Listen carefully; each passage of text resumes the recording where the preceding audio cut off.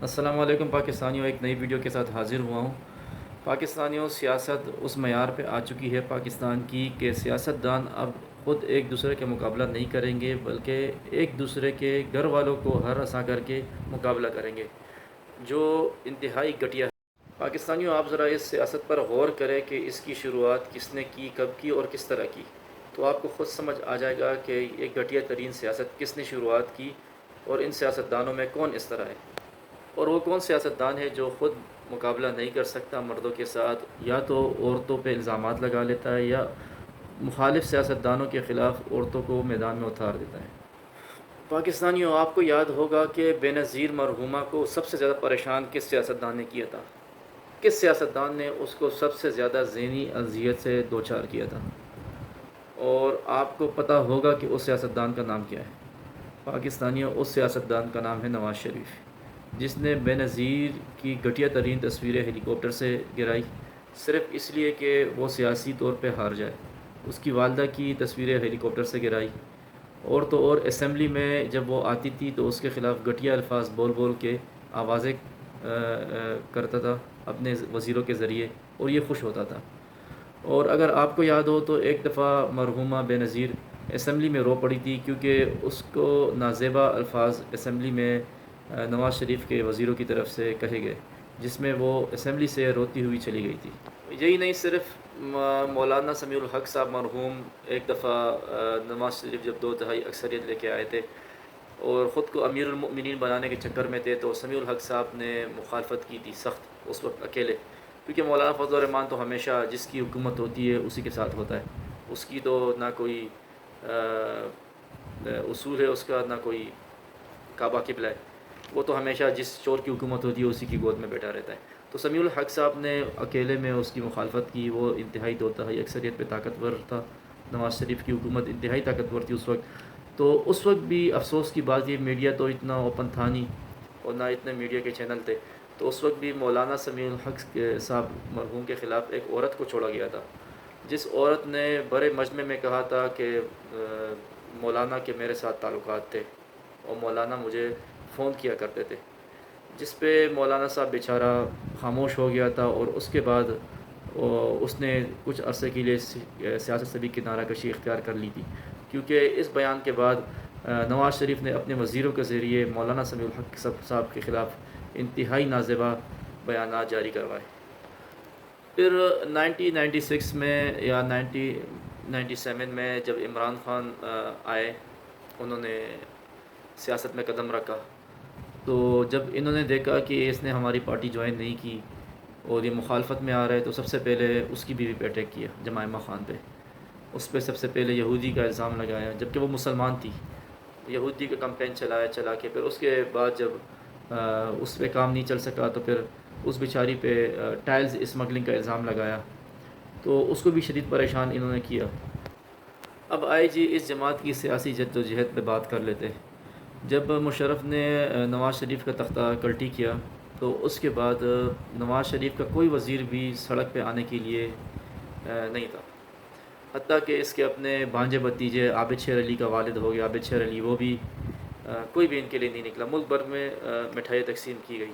تو اس وقت پھر نواز شریف کو تو جیل میں بند کر دیا تھا، تو اس وقت صرف اس کی وائف تھی مرحومہ کلثوم نواز، وہ سڑکوں پہ تھی اور صرف اکیلی تھی، کوئی بھی ان کے لیے کوئی بھی نہ نکلا۔ اس کے بعد جب جیل میں یہ روتا تھا تو اس کے لیے کلثوم نواز سعودیہ گئی، اس وقت کا سعودیہ کے بادشاہ میرے خیال میں شاہ عبداللہ تھا، ان کی منت سماجت کروائی گئی۔ پھر اس نے اس وقت مشرف کو فون کیا اور ہدایت دی اور کہا کہ اس بیچارے کو چھوڑ دو، تو مشرف نے پھر 10 سال کا معاہدہ کیا کہ آپ نے 10 سال تک پاکستان نہیں آنا ہے، پاکستان میں سیاست نہیں کر دی۔ اس معاہدے کے تحت یہ بگوڑا پھر چلا گیا جدہ، تو جب جدہ بھی گیا تو اس وقت بھی یہ خود مقابلے مشرف کے نہیں آیا، اپنی وائف کے ذریعے اس نے ساری ڈیل وغیرہ کی، وائف کو ہی سعودیہ بھیجا اور وائف کے ذریعے یہ پھر پاکستان سے جدہ چلا گیا۔ پھر آئے جی جب عمران خان کو کے پی کے میں حکومت ملی اور ان کو وفاق میں دانلی زدہ حکومت ملی، تو اس کے بعد بھی اس نے وہی حرکتیں شروع کر دی۔ عمران خان کے خلاف ان کے وزیر جو اس وقت کے امیر مقام تھے، اس نے عائشہ گل علیہ کو لالچ دی اور اس کے ذریعے عمران خان پہ نازیبا الفاظ اور بیانات دلوائے اور الزامات لگوائے۔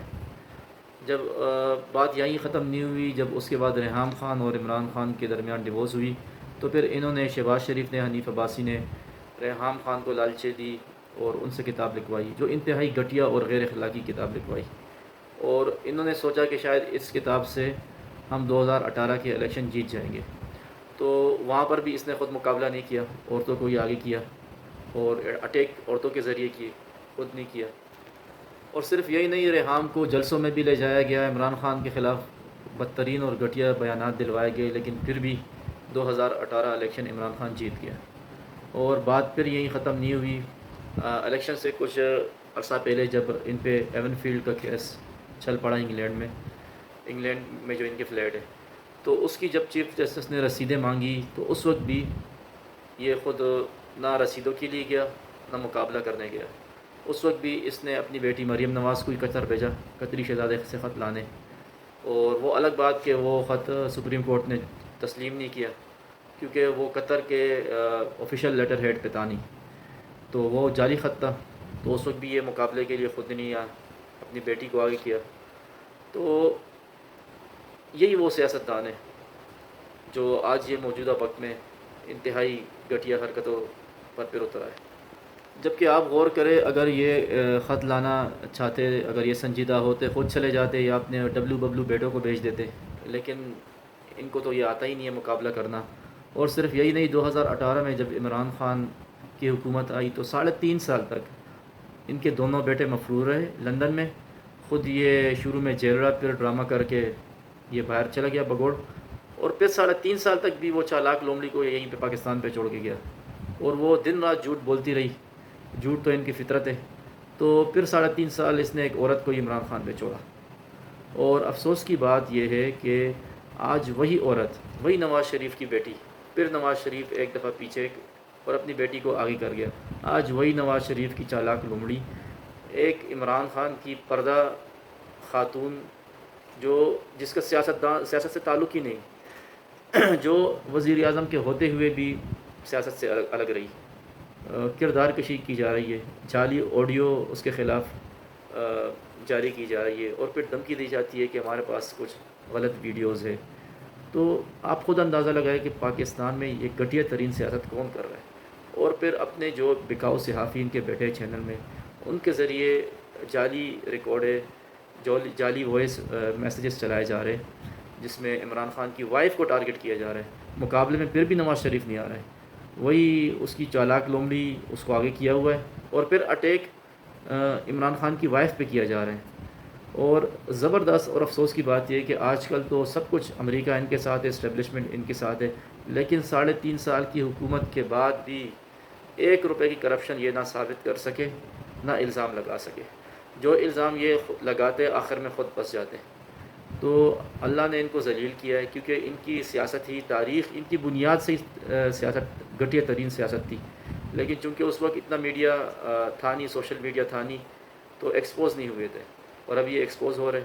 بری طرح۔ تو پاکستانیوں، آپ سوچ رہے ہوں گے کہ یہ اب 2022 میں کیوں عمران خان پہ اتنے اٹیک کر رہے، تو یہ صرف اسی لیے اٹیک کر رہے کہ انہوں نے جو 2 نمبر پیسہ کمایا ہے، جو انہوں نے ملک لوٹا ہے، باہر انہوں نے جائیدادیں بنائی ہیں، صرف اس کو بچانے کے لیے، عمران خان کا منہ بند کرنے کے لیے اس کی وائف کو ٹارگٹ بنا رہے۔ لیکن اللہ نے ایک شیر کا دل اس کو دیا ہے، وہ نہ تو پہلے بلیک میل ہوا ہے ان سے، نہ اب ہوگا۔ اور باقی آپ خود سمجھ لیں کہ گھٹیا ترین سیاست کے علم بردار کون تھے، اور کس نے شروع سے لے کے آخر تک عورتوں کا استعمال کیا بجائے کہ مردوں سے مقابلہ کریں۔